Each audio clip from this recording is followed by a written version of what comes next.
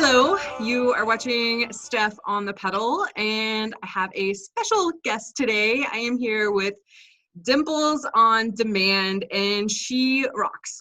I just want to tell you that because I like her a lot. We have kind of similar channels. We were talking about this a little bit. I actually had like an hour-long phone conversation with her the other day too. So I kind of dig her, and I think you might too. So you should definitely go over to her channel and check her out. And we are also doing one of these on her channel as well. So make sure you take a look at that. But yeah, so I want to talk about a few things today, but first of all, I'm just going to call you Dimples, I think. Is that good? That's fine. That's fine. I'm going to call you Dimples. I think I called you Dimples somewhere else. But, so Dimples, that sounds funny. I know, right? Yeah. Tell us a little bit about your location and what you're doing on your YouTube channel right now. So I currently live in Brooklyn, New York. It's a borough in the city of New York. And at this point in time, it's starting to become the new Manhattan. So my specific neighborhood is a bit away from downtown, which I know you guys hear in my video that I try to avoid downtown. But yeah, I live in a very quiet neighborhood, And on my channel, I initially started off covering one topic, but now it's just transitioned into the gig economy. So weekly, I'm filming gig related videos to just take you along with me so you can see, how this young lady is living in Brooklyn and hustling and trying to just, get it together basically, because we're all trying to figure it out. Yeah. And I think it's hard everywhere, but it's particularly hard in New York. It's a rough city to live in. So I just take people along with me every week on my gigs, and you'll see how much I make, and we just have fun. What do you mean by rough city to live in? Do you just mean because the cost of living is higher? The cost of living it just makes no sense why it's so high. The cost of living is high. Everyone is in a rush. A lot of people are not friendly. It's cold in the winter. It's hot in summer. It's just all around a rough place to live. But we're living, right? Right. So we're making it. But I don't want to discourage people from looking at New York, because a lot of people think it's dingy, it's dirty, it's grimy. Which, yes, every city has that. But there are nice parts of New York. Not everything is what you see on TV. So, sure. I'm surviving. Good. The main reason why I was asking about your location is because, at least I'm sure you've probably noticed it seems like, through certain gigs, what people say they're making in different cities, it seems to vary a lot. And so, what I'm able to make here in Denver is probably a lot different what you're able to make in New York, I think. Do you kind of notice that? Or I do agree. A lot of people, they're like, oh my God, some of the batches that you're receiving on Instacart, they're so high. But to me, those are just normal numbers. So when I see something that's $40, $50, $60, I see that very often. Yeah. See, so I want people to not think it's just different here. The cost of living is high, so the payout, I think, has to match that a little bit. I don't know how they get to these numbers. No, I'm not sure either. I think it's really interesting. But I'll tell you right now, I'm going to just go load up and tell you what kind of batches I'm looking at. And here's $18, $11, $10, $10, $10. That's what I have available. So yeah. If I open my screen, I'm sure I'm seeing 35, 40s. See, I thought so. Yeah. And you did a video just the other day where you had, what was it, 140 or something? 136. It was 136. That's crazy. The highest batch that I've seen here that I got my hands on was $65. Oh wow. Yeah. I saw one this morning for $150 and it didn't even faze me. I was like, oh, I'm not doing that. I would be jumping for joy.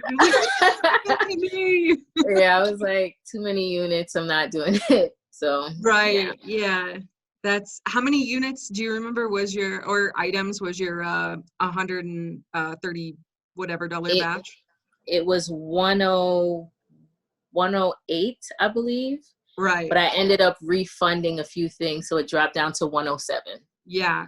And how long did that batch take you? Oh, it took me 2 hours. Yeah. It took me 2 hours. She has a video about this, so you can go watch it and get that information. But I just thought that little tidbit was interesting. But okay, so what's your preference? Do you like Instacart, or do you prefer the other gigs? Because you actually do a few.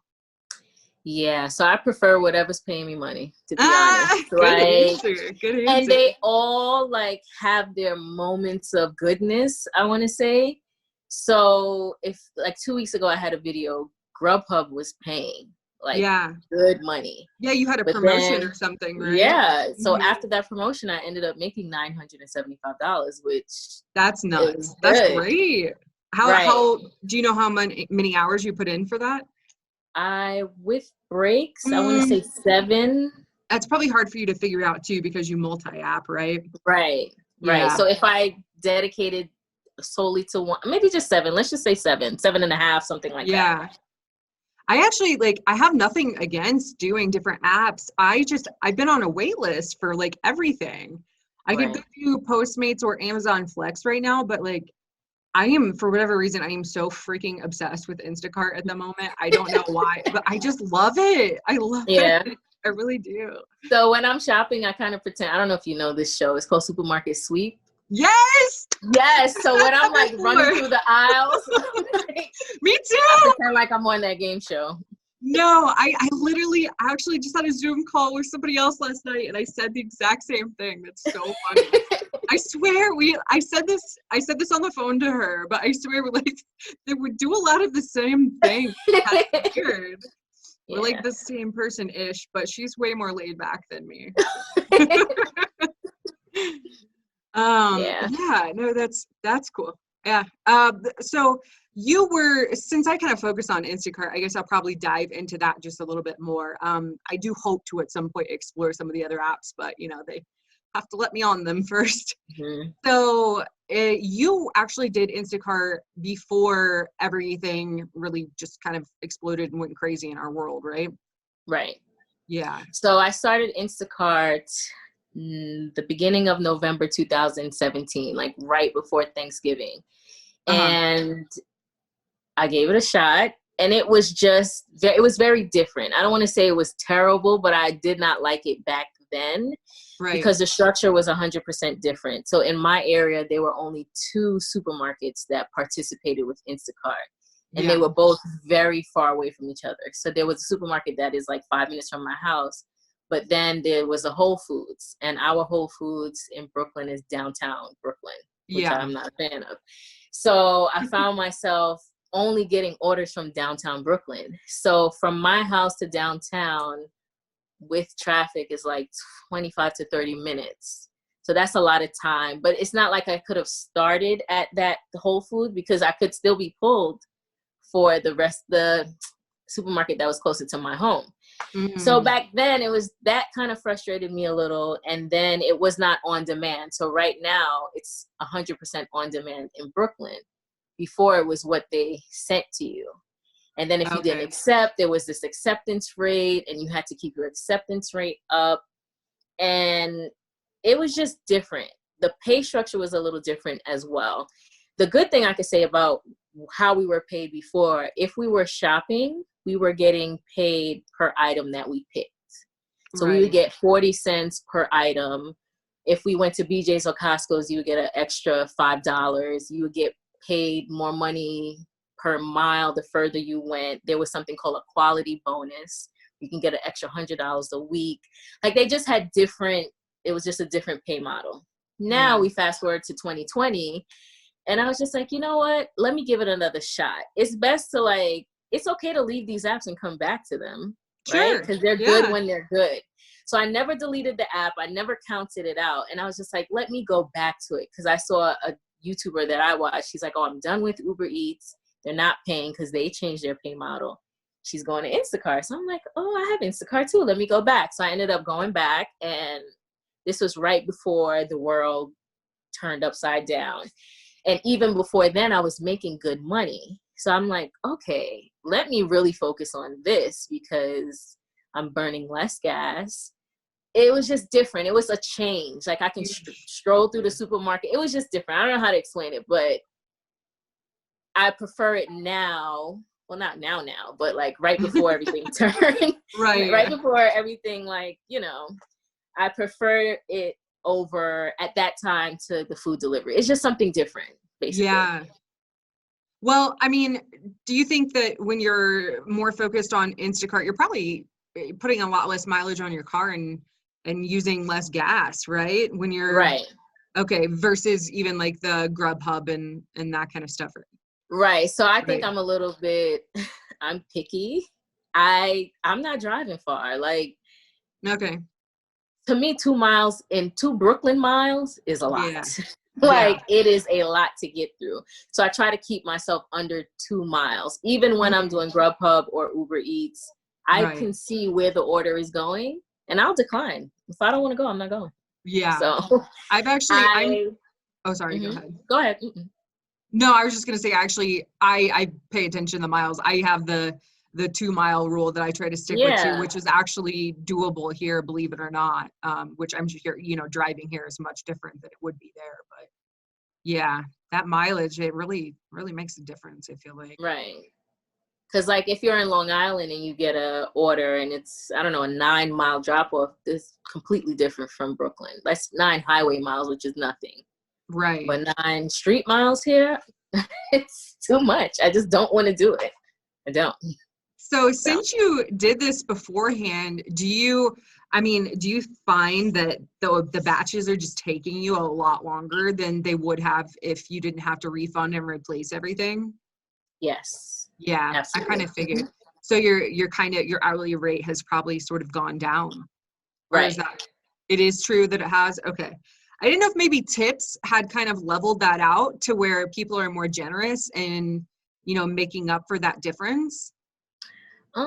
I think some people are more generous. Some people, they don't care what's happening. They're still going to give you that $2 that they were going to give you before all of this. Mm-hmm. And the replacements, they are taking, if you don't have a cooperative customer, then it's going to take you a long time. Like, I don't know why they don't believe me when I say there is no more paper towel. Then I have to send a picture of the empty shelf. Yeah. And then they like will counter and say, well, what about this brand? And I'm just like, if that brand was available, right? If that brand was available, why would I not want to give it to you? Like, yeah. I don't know. Just some people just don't understand. They haven't been to the store for themselves at all, and they just don't get it. Yeah. But what do you think? You know, since Instacart is trying to bring on like 300,000 new people, did you know that? Oh, okay. Your face, I didn't know what that facial expression was. Because I'm like, I don't know that it's a good idea. So I'm like, let me hold it back a little bit. Yeah. No, I mean, I'm just wondering like what that's going to mean for us if we're just going to be sitting waiting for batches, or maybe not necessarily us, but people in even like smaller areas where just the demand isn't as great as it is in Denver or New York. I wonder if they'll be what I think is very important to realize is prior to everything blowing up, you had to maintain a 5 or at least a 4 to 5 star rating, because they had rolled out a system right before where the people with the highest ratings would get the best batches. So I know a lot of people are not paying attention to that right now, but I don't want them to forget that because I know it's going to come back. I think when everything settles, if you have a good rating, you will still be okay. Mm-hmm. And you'll still see the 90, the 80s, and the $70 orders pop up. And it's not like they're going fast. Like you can kind of think about it, scroll through, okay, I think I'll take it type of thing. So with the 300,000 shoppers that they're trying to hire, I kind of wish they would hire more of them on the IT side or the agent side to help us out. Because 3,000 more shoppers is just going to make communicating with the agents or the customer service reps more difficult. So they need to focus on hiring that area. I definitely had my issues with support. I mean, there was a point in time where there was no way I was going to be able to get through to them, but I actually sent a message through chat today and they responded immediately. So that was a good sign. I didn't have to wait at all. But yeah, I don't know. I mean, I'm worried just because honestly, I don't want to go back to Uber. Like, I really like this, and I'm just kind of worried that once, you know, everything settles down and things kind of get back to normal, that it's just not going to be, maybe not be worth it anymore. But from what you're saying, it sounds like maybe that's not true. Yeah, it was still, at least in my area, the payouts were still good, to be honest. Why didn't I know about this sooner? I'm just It's like, okay. I'm just like mad that I was an Uber driver now. You know what it is? I think that we get so siloed. Like, everything is so siloed. Like, the Lyft drivers and the Uber drivers, just, that's their thing. And you're not paying attention to whatever else is going on. So it's not anyone's fault. It's just, you know. Did you do any rideshare? Did you do? No. Okay. My car is a little old, Okay. And in New York, it's so difficult to. That's if right. you live in the boroughs, you have to have a TLC license. Like, it's more difficult. But if you are in Long Island, then you can drive. But either way, my car is too old to be rideshare. Okay. Yeah. I mean, that's the cool thing about doing some of these other delivery type gigs, is that you don't have to worry about your car as much. And oh my gosh, like, my car was spick and span when I was driving. Like, I almost missed that part a little bit because I was so good at keeping my car clean. And now I'm just like, oh, that's a food wrapper from like 2 years ago. I know. So why don't you tell everybody one more time where they can find you? Okay, so my channel name is Dimples on Demand on YouTube, and on IG, it's Dimples_on_demand. And for Twitter, it's Dimples Demand. You got it all, girl. That's too much social media for me.